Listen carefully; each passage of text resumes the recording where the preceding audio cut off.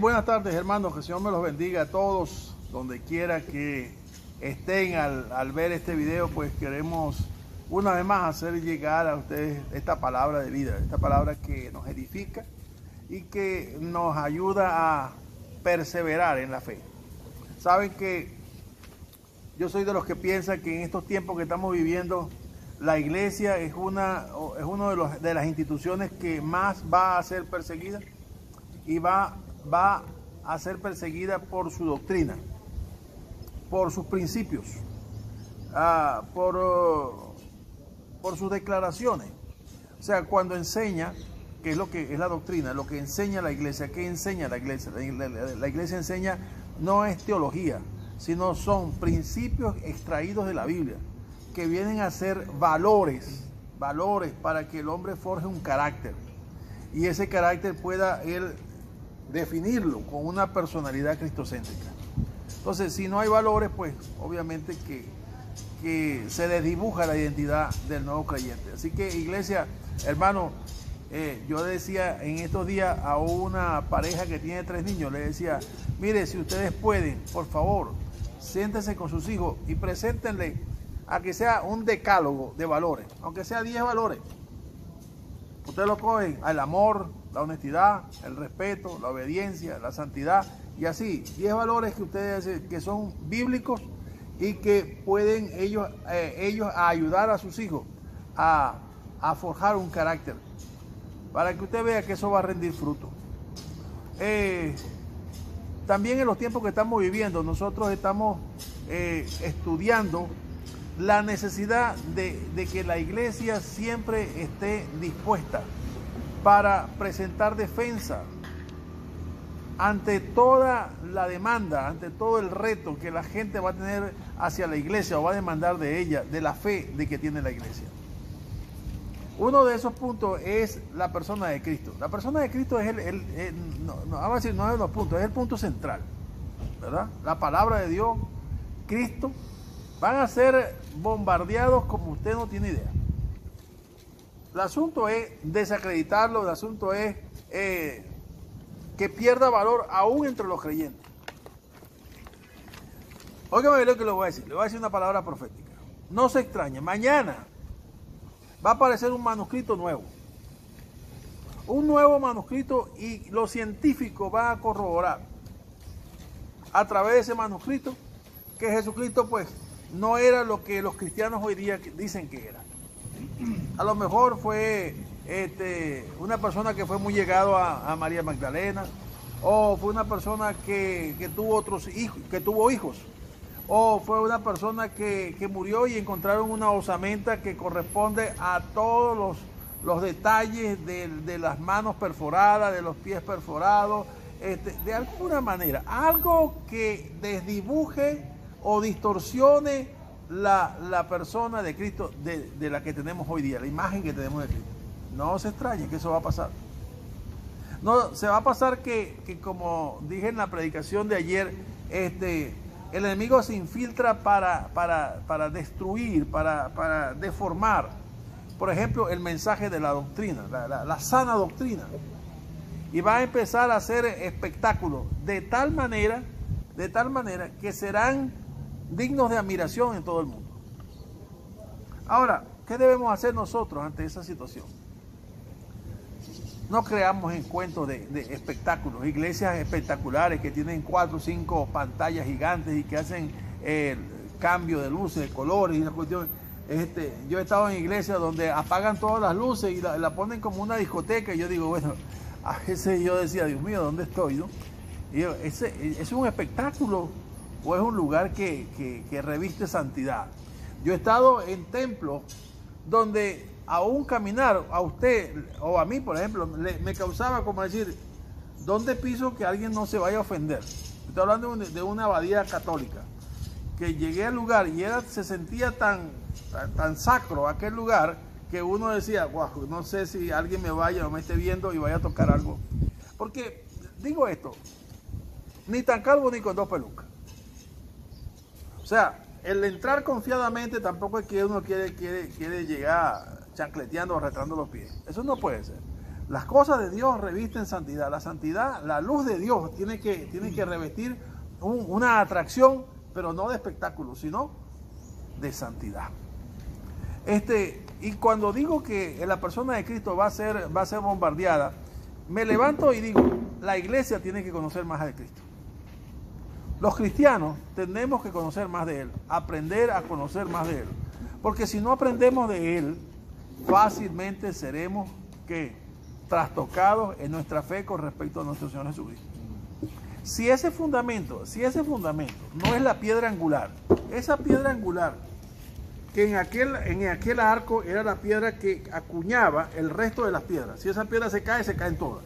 O sea, esa es la piedra principal de la estructura. Esa piedra angular es Cristo. Si esa piedra angular, o como vamos a decir, como fundamento, ese fundamento no está firme, bueno, la casa se puede caer en cualquier momento. ¿Se acuerda en Mateo 7 lo que edificaron la casa sobre la roca? La roca es la palabra es Cristo, ya vamos a hablar de eso. Entonces, si mi vida no está fundada en eso, fácilmente vendrá el viento, la lluvia, el río, y derrumbarán la casa en cualquier momento. Entonces yo les exhorto a que hagamos este estudio. Jesucristo es quien dijo ser. John McDowell dice, creo que en el capítulo 3 de su libro, Evidencias que sí es un veredicto, John McDowell dice, ¿Jesucristo es quien dijo ser? ¿O era un lunático o loco? ¿Qué cree usted? Entonces yo voy a partir, Él es quien dijo ser. Y voy a decir así, Jesucristo es el verbo divino, coma, y Dios. Voy a aclarar esta semántica, no estoy diciendo el verbo de Dios, no, el verbo Dios,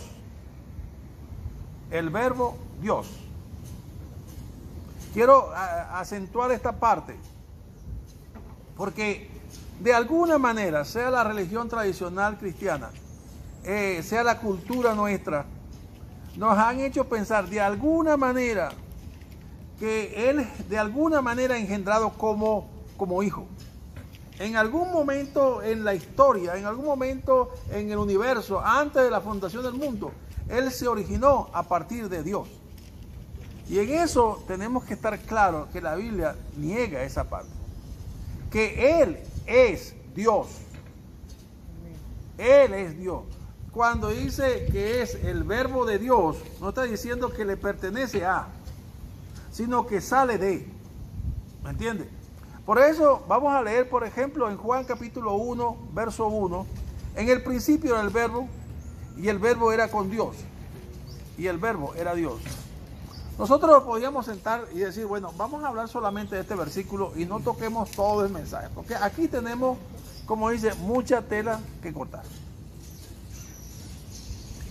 Tomar esto en nuestro mejor castizo, en nuestro mejor español, bueno, no trascendería mucho.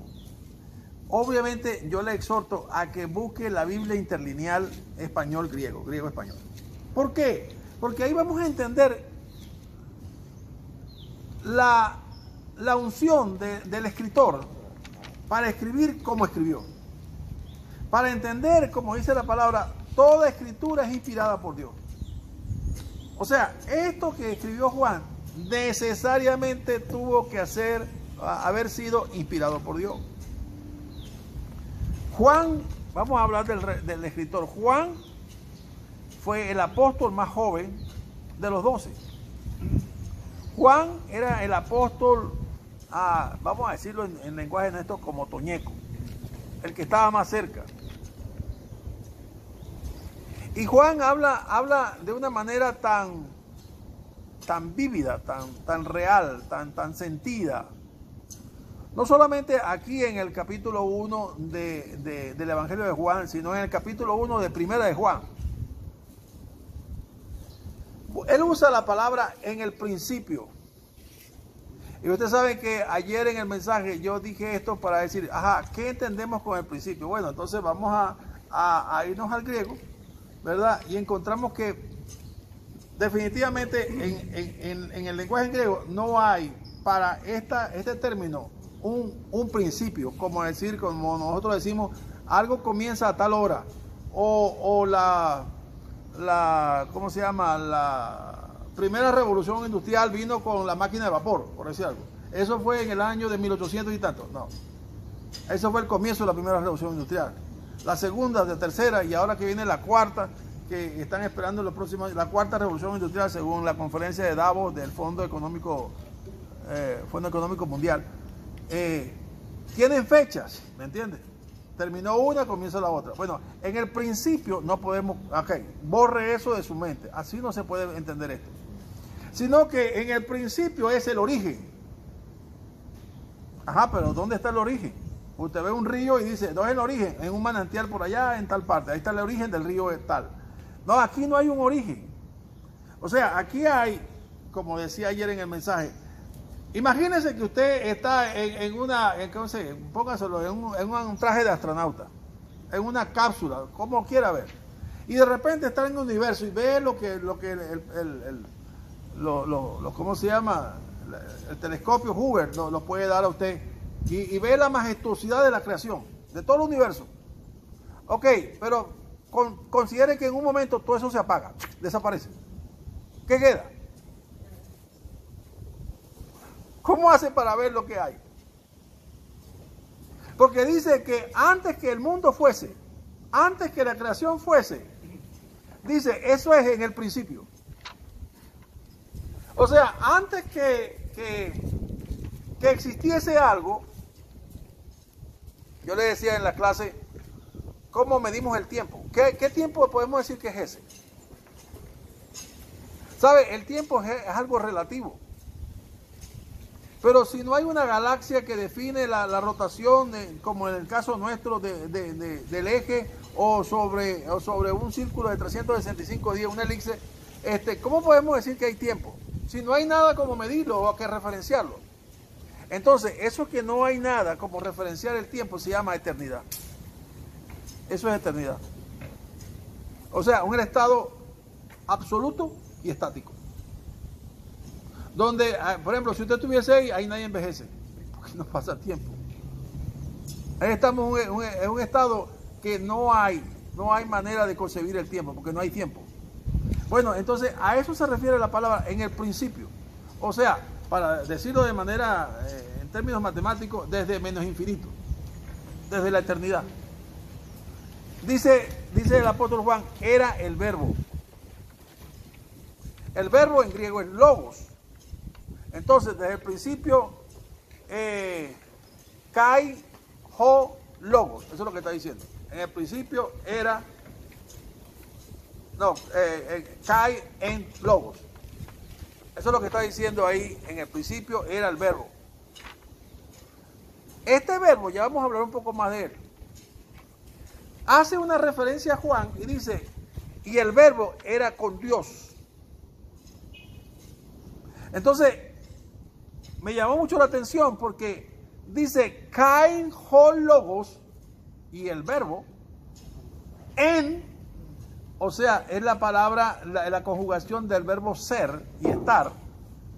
O sea, se puede conjugar como que era, estaba o existía. Entonces usted vaya formando la oración. Y el verbo existía. La otra oración que dice ahí dice proston theon. Proston theon. Esta expresión que está diciendo el apóstol aquí dice en dirección a el teo o teón, Dios. O sea, en otras palabras, como usted está mirándome a través de esta cámara, así estaba el verbo con Dios, mirándole cara a cara. Y dice más los teólogos, dice, en un estado contemplativo, es decir, en una convivencia. Por eso Jesucristo dijo allá en Juan 17:5, dice, devuélveme la gloria que tuve contigo antes que el mundo fuese. O sea, el verbo coexistía con Dios. Dios Espíritu. El verbo Dios coexistía con Dios Espíritu en la eternidad. Ok, de ustedes está bien, dice, el verbo coexistía con Dios Espíritu. Pero hay algo más que me llamó la atención. Y es que en el lenguaje griego, cuando quieren enfatizar en una oración un propósito, ponen el sustantivo delante del sujeto. Como dice en la última oración. En la última oración dice, y para nosotros leemos, y el verbo era Dios. Pero si usted lee en la Biblia en griego, no dice así, dice al revés. Y Dios era el verbo. ¿Me está entendiendo? O sea, yo cada vez que repito esto, algo me pasa por dentro, me maravillo, ¿no? Es decir, porque más adelante el verso 14, no me puedo aguantar, tengo que decirle. Dice, el verso 14 dice, y aquel verbo fue hecho carne. Y vimos su gloria como la de unigénito del Padre, lleno de gracia y de verdad. Estamos hablando de Jesucristo, que Él es el verbo. Pero entonces, Él coexistía en la eternidad con Dios, como Dios. Con la misma gloria, no con una gloria diferente, con la misma gloria con que coexistía con Dios Padre. Él existía desde la eternidad. Por eso es que hay algo importante también en la lectura del griego, y es que la palabra teos no acepta un artículo determinado dentro, que lo preceda. No lo acepta. Entonces, para poder traducir esto, por eso algunos grupos por ahí, como los testigos de Jehová, le ponen la expresión tais, un Dios, y el verbo era un Dios. Y eso es un tremendo error, porque deliberadamente saben que en el griego no admite un artículo determinado delante de Dios, en el griego. Y es por eso que a veces uno dice, cónchale, pues esto es como mucha teología para mí. Y dice, pero es maravilloso meterse en estas aguas profundas. No solamente maravilloso, deleitoso y necesario. Porque ahí entra usted en una cámara más interna. Es como decir, pasó de la sala al cuarto. Pasó a una intimidad más de la orilla al mar profundo, pues, a profundidad. No se quede en la orilla. Porque si alguien tiene que conocer usted bien, ¿quién es su Salvador? Para que sepa que su Salvador no es un profeta como cualquiera de los otros que hubo antes, como Elías o como Daniel o Jeremías. No es un hombre común. Para que Él pueda ser, óigame bien, para que Jesús pueda ser su Salvador, primero tiene que ser Dios. Y Él es Dios desde la eternidad. Así que tenemos que conocerlo como Dios que es. Y en la escatología, que es la defensa de la fe, tenemos que defenderlo como Dios que es. No que era un buen hombre, no que un hombre poderoso, no que era la mano derecha de Dios, o que le venga a decir cualquier cosa. No. Él es Dios. Por eso, en la ciencia, y en la ciencia criminalística, en la ciencia forense, en la ciencia de la historia, el testigo es fundamental. Seguramente usted está de acuerdo conmigo. El testigo es fundamental. Permítame ir un momento aquí a Primera de Juan. Primera de Juan. En el Primera de Juan, en el capítulo 1, verso 1. Mire lo que dice el apóstol. Lo que era desde el principio, usa la misma palabra. Busque, si quiere, para ahondar más en esto, busque el diccionario Strong, para que usted vea una expresión más amplia de lo que significa, si es que lo que le hablé al principio no quedó claro, acerca desde la eternidad. Lo que era desde la eternidad. Lo que hemos oído. Lo que hemos visto con nuestros propios ojos. Lo que hemos contemplado y palparon nuestras manos tocante al verbo de vida, Cristo. ¿Cómo dice Juan? Él era desde el principio. Él fue a quien ellos oyeron. Él fue a quien ellos vieron con sus propios ojos. Él fue a quien ellos contemplaron. Él fue a quien ellos palparon, abrazaron, besaron. Cristo. Y dice así, porque la vida fue manifestada, y ese es un tema que viene más adelante en las predicaciones que voy a tener. Cuando dice aquí váyase otra vez al lenguaje original, al griego. Porque la vida fue manifestada. Cuando habla de la vida fue manifestada, no es la vida otra, sino la vida que está en Dios, el Zoe divino.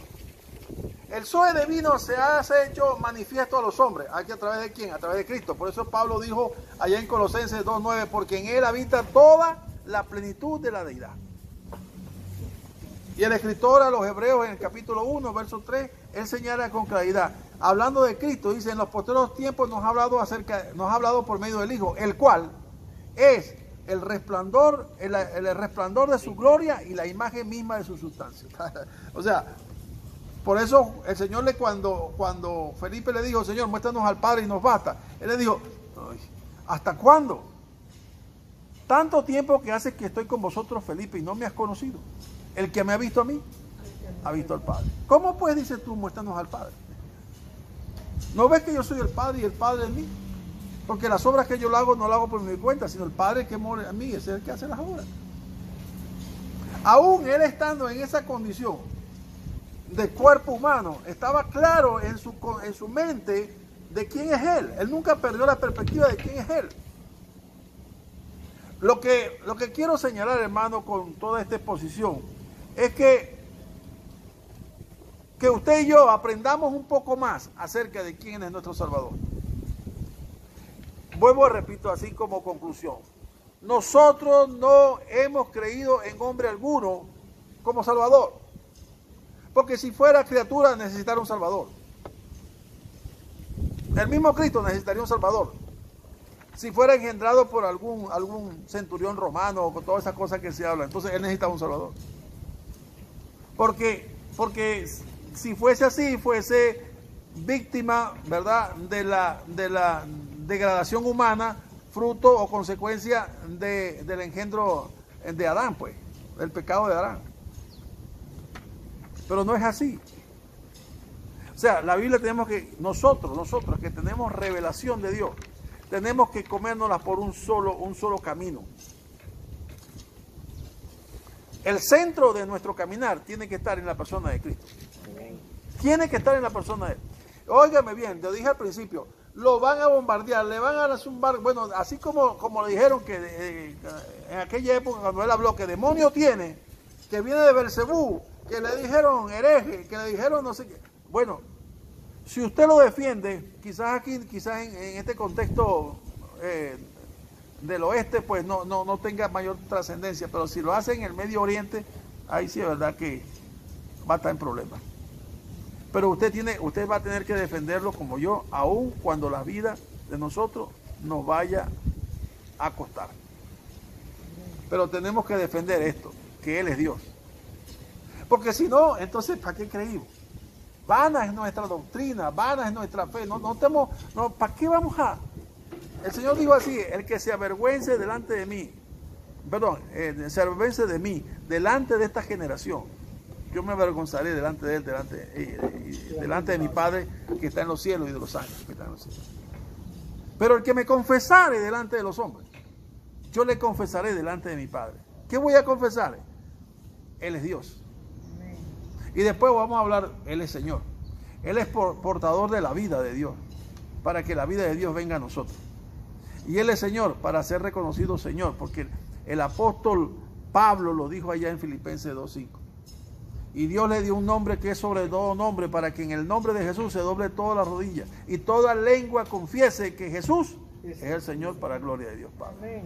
Así que, hermano, llévese por lo menos esta no sé cómo llamarlo, esta píldora, ¿verdad?, de conocimiento acerca de su Salvador. Confíe en Él. Confíe en Él. Porque Él no es hombre para arrepentirse, Él no es hombre para dudar, es Dios.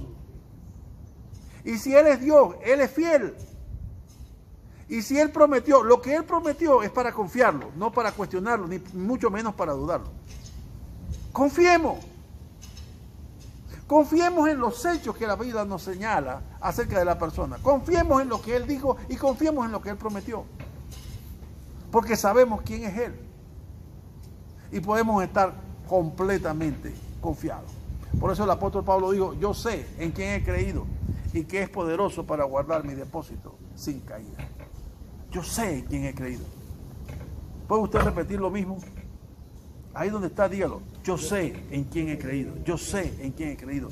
En Jesús, y Él es poderoso para guardar mi vida hasta el día final. Que Dios le bendiga y Dios le guarde en este tiempo, y ojalá que estas palabras de alguna manera edifiquen y ayuden a su caminar. Dios le bendiga a todos.